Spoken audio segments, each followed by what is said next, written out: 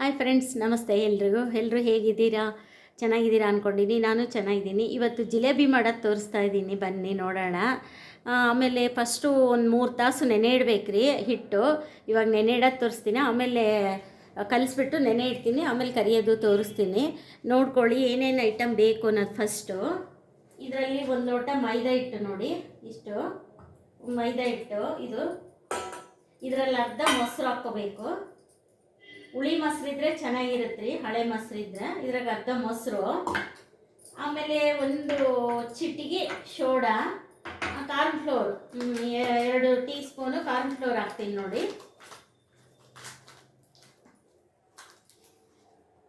Custard powder, ಸಾರಿ ಫ್ರಿಜ್ಜಲ್ಲಿ custard powder ತೊಗೊಂಬಿಟ್ಟಿದ್ದೀನಿ ನೋಡಿ. 1 spoon ಹಾಕ್ತೀನಿ, ಇನ್ನೊಂದು ಸ್ಪೂನ್ ಹಾಕ್ತೀನಿ, 2 ಸ್ಪೂನು ಕಾರ್ನ್ ಫ್ಲೋರ್. ಇದು ನೋಡ್ಕೊಳ್ಳಿ, ಕಾರ್ನ್ ಫ್ಲೋರು. ಆಮೇಲೆ 4 ಏಲಕ್ಕಿ ಬೇಕು. ಆಮೇಲೆ 1 ಚಿಟಿಕೆ ಸೋಡಾ ಹಾಕ್ತೀನಿ ನೋಡಿ, 1 ಚಿಟಿಕೆ ಸೋಡಾ ಹಾಕಿದ್ದೀನಿ. ಇದೆಲ್ಲ ಹಿಂಗೆ ಕಲಿಸ್ಬಿಟ್ಟು ಮೊಸರು ಹಾಕ್ಬೇಕ್ರಿ, ಕೈಯಲ್ಲೇ ಕಲಿಸ್ಬೇಕ್ರಿ ಫಸ್ಟು. ಆಮೇಲೆ ಅದು ಚೆನ್ನಾಗಿ ದೋಸೆ ಹಿಟ್ಟು ಹುಳಿ ಬಂದಂಗೆ ಬರ್ಬೇಕ್ರಿ. ಅದು 3 ತಾಸು ನೆನೆ ಇಡಬೇಕ್ರಿ. ಇದನ್ನು ನೆನೆ ಇಟ್ಟು ಆಮೇಲೆ ಕರಿಬೇಕ್ರಿ. ಉಳಿದದ್ದು ಆಮೇಲೆ ತೋರಿಸ್ತೀನಿ. ಸದ್ಯಕ್ಕೆ ಇದು ಚೆನ್ನಾಗಿ ಕಲಿಸ್ತೀನಿ ರೀ. ಒಂದು ದೋಸೆ ಹಿಟ್ಟಿನ ಅದಕ್ಕೆ ಕಲಿಸ್ಕೋಬೇಕ್ರಿ ಇದು. ಆಮೇಲೆ 1 ಚಿಟಿಕೆ ಅರಿಶಿನ ಹಾಕ್ತೀನಿ ರೀ. ಕಲರು ಬಳಸಲ್ಲ ಹೊರಗಿಂದು, ಅದಕ್ಕೋಸ್ಕರ ಕಲರ್ಗೋಸ್ಕರ 1 ಚಿಟಿಕೆ ಅರಿಶಿನ ಹಾಕ್ತೀನಿ ನೋಡಿ.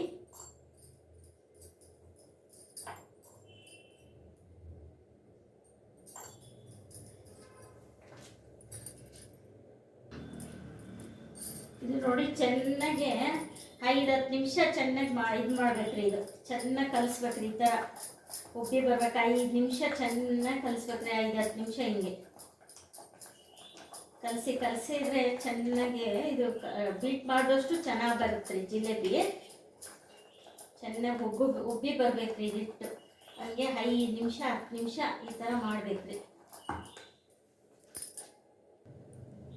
ನೋಡಿ, ಈ ಥರ 2 ತಾಸು ಮುಚ್ಚಿ ಹಿಂದಕ್ಕೆ ಇಟ್ಬಿಡ್ಬೇಕ್ರಿ. 2 ತಾಸು ಆದ್ಮೇಲೆ ಕರಿಬೇಕ್ರಿ.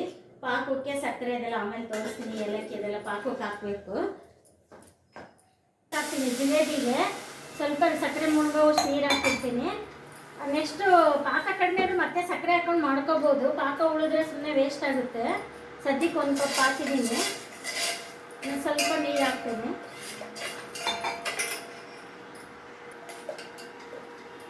ನೋಡಿ, ಈಗ ಸಕ್ಕರೆ ಪಾಕ ಬಂದಿದೆ. ತೀರಾ ಗಟ್ಟಿ ಪಾಕ ಆದರೆ ಜಿಲೇಬಿ ಇಟ್ಕೊಳ್ಳೋಕ್ಕಾಗಲ್ಲ. ಎಳೆ ಪಾಕ ತೊಗೋಬೇಕು.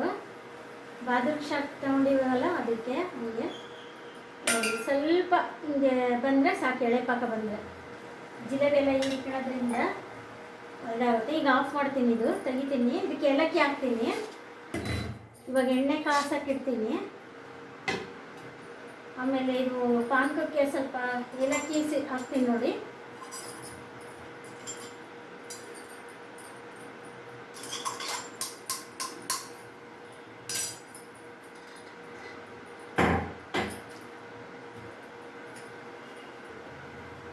ನೋಡಿ, ಒಂದು ಸ್ವಲ್ಪ ನಿಂಬೆಹಣ್ಣು ಹಿಂಡ್ತೀನಿ. ಒಂದು 4-5 ಡ್ರಾಪ್ ಹಿಂಡ್ತೀನಿ. ಇದು ಪಾನಕ ಗಟ್ಟಿ ಆಗಲ್ಲ ಅಂತ.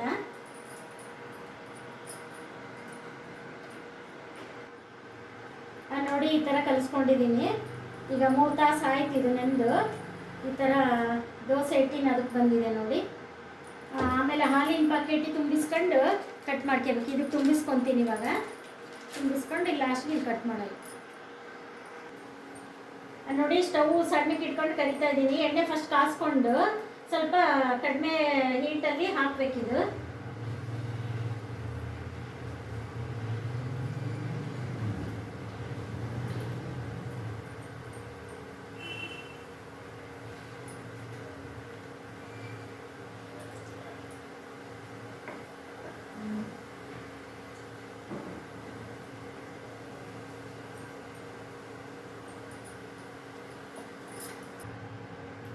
ನೋಡಿ, ಇವಾಗ ಪಾನಕಕ್ಕೆ ಹಾಕ್ತಿದ್ದೀನಿ ತೆಗೆದು.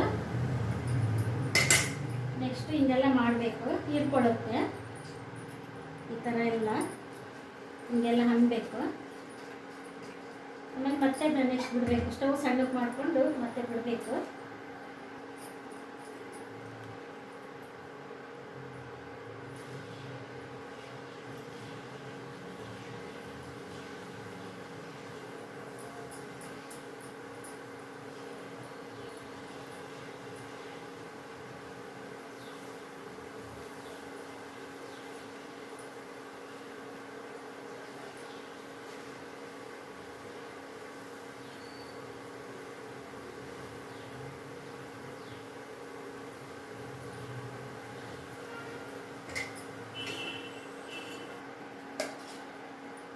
ನೋಡಿ ತೆಗಿತಾ ಇದ್ದೀನಿ ಪಾನಕದಿಂದ. ಒಂದು ಇಬ್ಬಿ ಹಾಗಾದ್ರೆ ಇಷ್ಟು ಹೀರ್ಕೊಂಡ್ರೆ ಸಾಕು.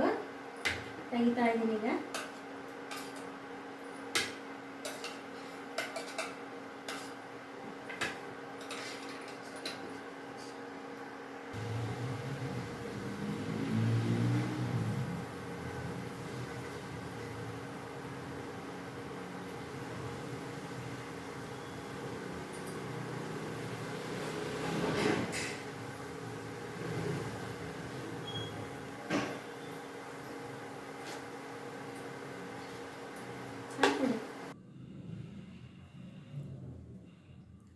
ನೋಡಿ, ನೀವು ಈ ಥರ ಜಿಲೇಬಿ ಮಾಡ್ಕೊಳ್ಳಿ.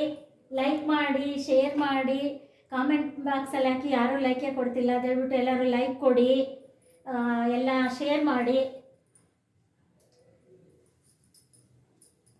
ಲೈಟ್ ಆನ್ ಮಾಡ್ಕೊಂಡಿಲ್ಲ.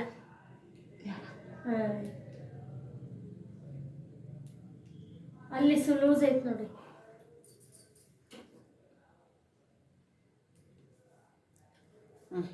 ನೀವು ಎಲ್ಲಿವರೆಗೂ ಆಫ್ ಮಾಡಿದ್ರಿ? ಲೈಕ್ ಮಾಡಿ ನೋಡಿ. ಈ ಥರ ನೀವು ಜಿಲೇಬಿ ಮಾಡಿಕೊಂಡು ಟೇಸ್ಟ್ ಮಾಡಿ, ಕಮೆಂಟ್ ಬಾಕ್ಸಲ್ಲಿ ಹಾಕಿ, ಲೈಕ್ ಮಾಡಿ, ಶೇರ್ ಮಾಡಿ. ದಯವಿಟ್ಟು ಎಲ್ಲರೂ ಲೈಕ್ ಕೊಡಿ. ಲೈಕ್ ಯಾರು ಕೊಡ್ತಾ ಇಲ್ಲ. ಆಮೇಲೆ ಸಕ್ಕರೆ ಪಾಕ ಇಷ್ಟು ಉಳಿದಿದೆ ನೋಡಿ. ಒಂದು 3/4 ಕಪ್ ಹಾಕಿದ್ರೆ ಸಾಕಾಗ್ಬೋದು. ನೆಕ್ಸ್ಟ್ ಇನ್ನೊಂದು ಯಾವ್ದಕ್ಕಾದ್ರೆ ಸ್ವೀಟಿಗೆ ಹಾಕ್ಬೋದು. ಇಷ್ಟು ಉಳಿದಿದೆ ನೋಡಿ. ಈ ಥರ ಜಿಲೇಬಿ ಕೇಳಿದ್ರು ಬೇರೆಯವ್ರನ್ನ.